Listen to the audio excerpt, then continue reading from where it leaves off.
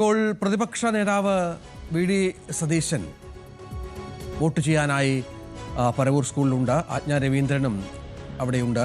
നമുക്കറിയാം പ്രതിപക്ഷ നേതാവിന് ഏറെ നിർണായകമായ ഒരു തെരഞ്ഞെടുപ്പ് കൂടിയാണ്. അദ്ദേഹത്തിന്റെ കുടുംബാംഗങ്ങൾക്കൊപ്പമാണ് അദ്ദേഹം വോട്ട് ചെയ്യാനായി എത്തിയിരിക്കുന്നത്. അല്പസമയത്തിനകം ഏതാണ്ട് 8 മിനിറ്റിനകം പോളിംഗ് നടപടികൾ ആരംഭിക്കും. പോളിംഗ് യന്ത്രങ്ങളെല്ലാം സജ്ജമാണ്. മോക്ക് പോളിംഗ് അവസാനിച്ചു കഴിഞ്ഞു. ഇതുമായി ബന്ധപ്പെട്ട എല്ലാ ക്രമീകരണങ്ങളും പൂർത്തിയാക്കിയാണ് തെരഞ്ഞെടുപ്പ് ഉദ്യോഗസ്ഥർ നടപടിക്രമങ്ങളിലേക്ക് കടക്കുന്നത് എന്നാണ് മനസ്സിലാക്കേണ്ടത്.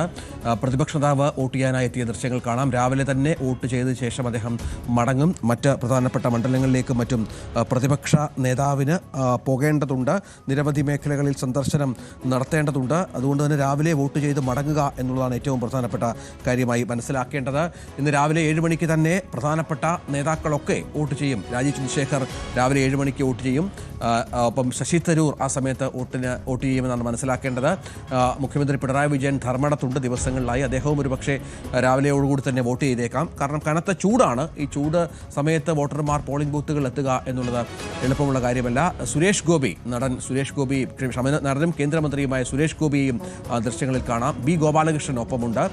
തൃശ്ശൂരിലാണ് സുരേഷ് ഗോപിക്ക് വോട്ട് എന്നാണ് മനസ്സിലാക്കേണ്ടത്. ഒപ്പം നടൻ മോഹൻലാൽ കൃത്യം 7 മണിക്ക് തന്നെ മുടവൻ മുകളിലെ സ്കൂളിൽ വോട്ട് രേഖപ്പെടുത്തും എന്നതും പ്രധാനപ്പെട്ട ഒന്നാണ്. നമുക്ക് ആജ്ഞ രവീന്ദ്രനിലേക്ക് പോകണം. ആജ്ഞ രാവിലെ തന്നെ പ്രതിപക്ഷ നേതാവിനെ നമുക്ക് ദൃശ്യങ്ങൾ കാണാം. അദ്ദേഹം എത്തി മടങ്ങുകയാണ്. അതിനുശേഷം വോട്ട് ചെയ്തതിനു ശേഷം പോളിംഗ് ബൂത്തിന് പുറത്ത് വെച്ച് മാധ്യമങ്ങളെ കണ്ടേക്കും.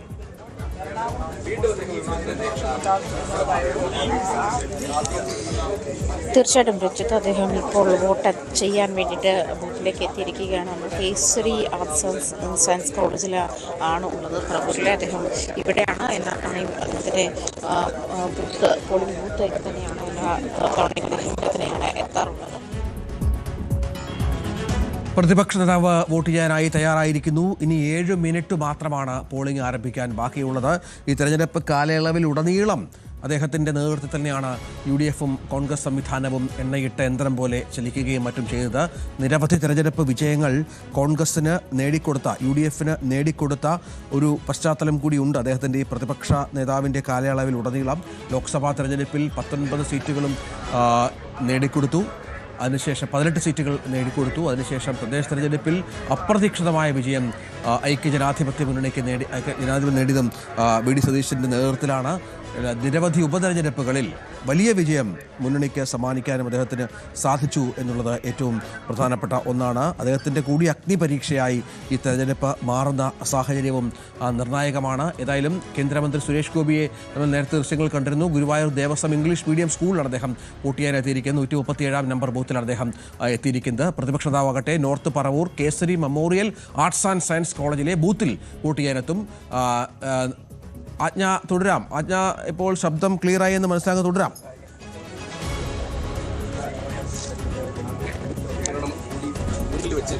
രഞ്ജിത്ത്, പ്രതിപക്ഷ നേതാവ് ഇപ്പോൾ വോട്ട് ചെയ്യാൻ എത്തിയിരിക്കുന്നതാണ്. ഇല്ല, സാങ്കേതിക പ്രശ്നമുണ്ട്. നമുക്ക് സാരംഗ് സുധാകരനിലേക്ക് ഒന്ന് പോകണം. നടൻ മോഹൻലാൽ വോട്ട് ചെയ്യാനായി എത്തുന്നത് മുടവൻ മുകളിലെ അദ്ദേഹത്തിൻ്റെ ജന്മസ്ഥലമായ മുടവൻ മുകളിലെ സ്കൂളിലാണ്. മോഹൻലാൽ അങ്ങനെ പതിവായി വോട്ട് ചെയ്യുന്ന ഒരാളാണ് എന്ന് കരുതുന്നില്ല. അദ്ദേഹം ഷൂട്ടിംഗ് തിരക്കുകളിലും മറ്റുമായിരിക്കും. പക്ഷേ ഈ തെരഞ്ഞെടുപ്പിൽ അദ്ദേഹം വോട്ട് ചെയ്യാൻ തീരുമാനിച്ചു തന്നെയാണ് എത്തിയിരിക്കുന്നത്. തിരുവനന്തപുരത്ത് അദ്ദേഹം ഇന്നലെ തന്നെ എത്തിയിരുന്നു. ഇന്നിപ്പോൾ വോട്ട് ചെയ്യാനായി 7 മണിക്ക് എത്തും എന്നുള്ള വിവരമാണ് നമുക്ക് ലഭ്യമാകുന്നത്. സാരംഗ്, അവിടെ ലാലേട്ടൻ എത്തും അല്പസമയത്തിനകം.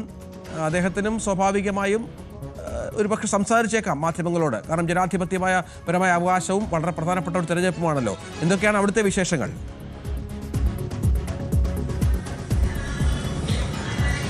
രഞ്ജിത്ത്, നമ്മളിപ്പോൾ ഉള്ളത് മുടവൻമുകൾ സ്കൂളിലെ ബൂത്തിലാണ്. അവിടെ 36 നമ്പർ ബൂത്തിലാണ് ഇപ്പോൾ മോഹൻലാൽ എത്തുമെന്ന് അറിയിച്ചിരിക്കുന്നത്. രാവിലെ തന്നെ 7 മണിയോടുകൂടി തന്നെ എത്തി വോട്ട് രേഖപ്പെടുത്താനുള്ള ഒരു നീക്കമാണ് മോഹൻലാൽ ഭാഗത്ത്. കാരണം സാധാരണ രീതിയിൽ ഇത്തരം സെലിബ്രിറ്റികളടക്കം വളരെ നേരത്തെ തന്നെ വന്ന് വോട്ട് ചെയ്യുന്നൊരു രീതിയുണ്ട്. ആ രീതിയിൽ തന്നെ ഇത്തവണ വോട്ട് ചെയ്യുമെന്നാണ് പ്രതീക്ഷിക്കുന്നത്. ഇത് മറ്റൊരു പ്രത്യേകത എന്ന് പറയുന്നത് അദ്ദേഹം പഠിച്ച സ്കൂളാണ്.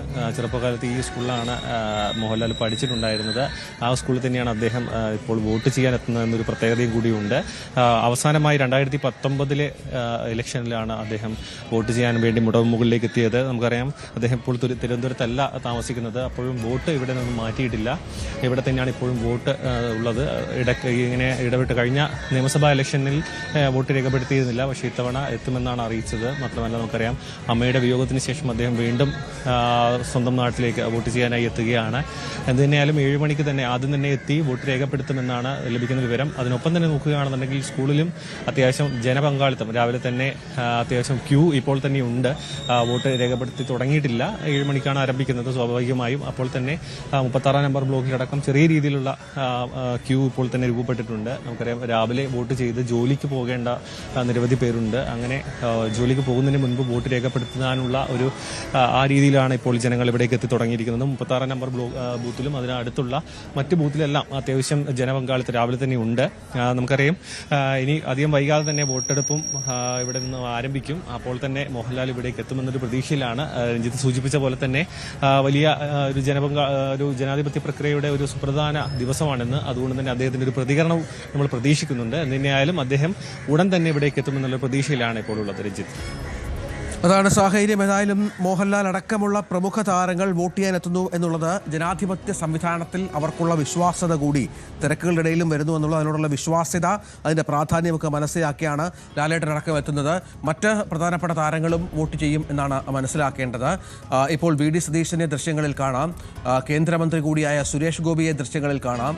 ഇവരൊക്കെ രാവിലെ തന്നെ പോളിംഗ് ബൂത്തുകളിലെത്തി വോട്ട് ചെയ്ത് മടങ്ങാനുള്ള തിരക്കുകളിലാണ് എന്നാണ് മനസ്സിലാക്കേണ്ടത്. ഏതായാലും നിർണായകമായ ഒരു നിയമസഭാ തെരഞ്ഞെടുപ്പിൻ്റെ പടിവാതിൽക്കലാണ് കേരളം. ഏതാണ്ട് 2 മിനിറ്റ് കൂടി കഴിഞ്ഞാൽ ഇതുമായി ബന്ധപ്പെട്ടുള്ള വോട്ടെടുപ്പ്, പോളിംഗ് ആരംഭിക്കും എന്നുള്ളതാണ് ഏറ്റവും നിർണായകമായി ഉള്ളത്. 2 മിനിറ്റിനകം പോളിംഗ് നടപടികൾ ആരംഭിക്കും. തുടർന്ന് കേരളം വിധിയെഴുതും.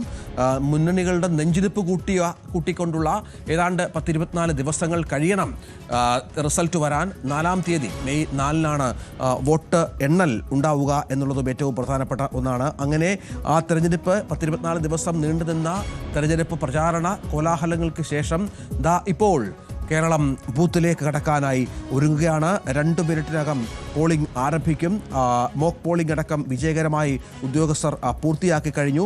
അതിനുശേഷം ഇപ്പോൾ യഥാർത്ഥ പോളിംഗിലേക്ക് കാര്യങ്ങൾ കടക്കുകയാണ്. വിവിധ ബൂത്തുകളിൽ, വിവിധ കേന്ദ്രങ്ങളിൽ വോട്ടർമാരുടെ നീണ്ട നിര രാവിലെ മുതൽ തന്നെ രേഖപ്പെടുത്തിയിരിക്കുന്ന പശ്ചാത്തലമുണ്ട്. അതിൻ്റെ കാരണം മറ്റൊന്നുമല്ല, കനത്ത ചൂടാണ്. ഈ ചൂടിന് മുൻപ് തന്നെ ഇത്തരം പോളിംഗ് പൂർത്തിയാക്കി മടങ്ങുക എന്നുള്ളത് തന്നെയാണ് ഇപ്പോൾ പല വോട്ടർമാരും ലക്ഷ്യം വെക്കുന്നത്. ഒരുപക്ഷെ അതിനുശേഷം ഉച്ചയ്ക്ക് ശേഷമായിരിക്കും ബൂത്തുകൾ നിറയുക എന്നുള്ളത് പ്രതീക്ഷ. നല്ല പ്രതീക്ഷയുണ്ട്, വളരെ ശുഭാപ്തി വിശ്വാസം. രാവിലെ എനിക്ക് കിട്ടിയിട്ടുള്ള എല്ലാ സന്ദേശങ്ങളും എല്ലാം പോസിറ്റീവാണ്. എൻ്റെ പ്രകൃതിയിൽ നിന്ന് കിട്ടുന്ന സന്ദേശം, അമ്പലത്തിൽ പോയപ്പോൾ കിട്ടിയ ഒരു സന്ദേശം എല്ലാം വളരെ വളരെ പോസിറ്റീവാണ്.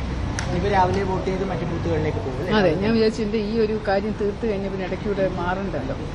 ഒരുപാട് ബൂത്തുകളുണ്ട് കവർ ചെയ്യാൻ. 209 ബൂത്തുകളാണ് എൻ്റെ നിയോജക മണ്ഡലത്തിലുള്ളത്. അപ്പോൾ ഏകദേശം അതിൻ്റെ 4-1 സ്ഥലങ്ങളിൽ പോകണം എനിക്ക്. അപ്പോൾ അതിൽ 50-60 സ്ഥലങ്ങളുണ്ടല്ലോ അവിടെ ഓടി നടക്കണ്ടേ. ഈ മണ്ഡലത്തിൽ മാത്രമല്ല, മൊത്തത്തിൽ നോക്കിയാലും എൻ്റെ വലിയ പ്രതീക്ഷയോടെയാണ് ഇത്.